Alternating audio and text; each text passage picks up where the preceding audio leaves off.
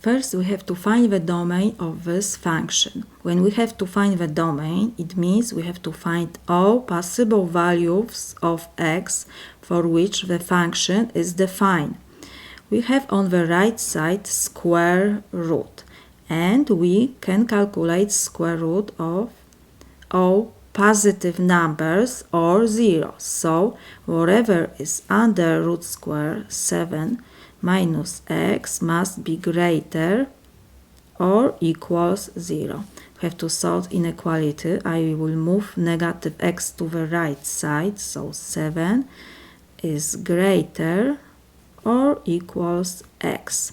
I will change the side and we have x is smaller or equals 7.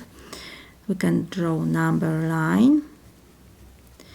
We have 0, 1, 2, 3, 4, 5, 6, 7, and 7 is include, so we have 7, and because it's x less than 7, so it's going to negative infinity.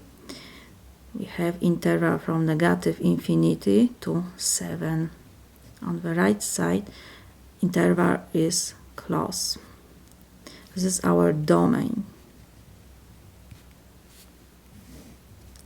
Now we have to find the range. When we have to find the range, it means we have to find all possible values of y. Because on the right side we have square root, and value of square root is positive or 0.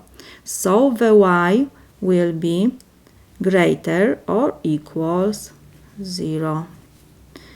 We can draw again number line. We have y greater or equals 0, so 0 is included. And greater, it means going to right side, positive infinity.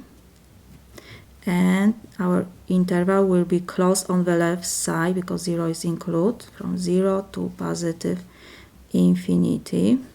This is our range.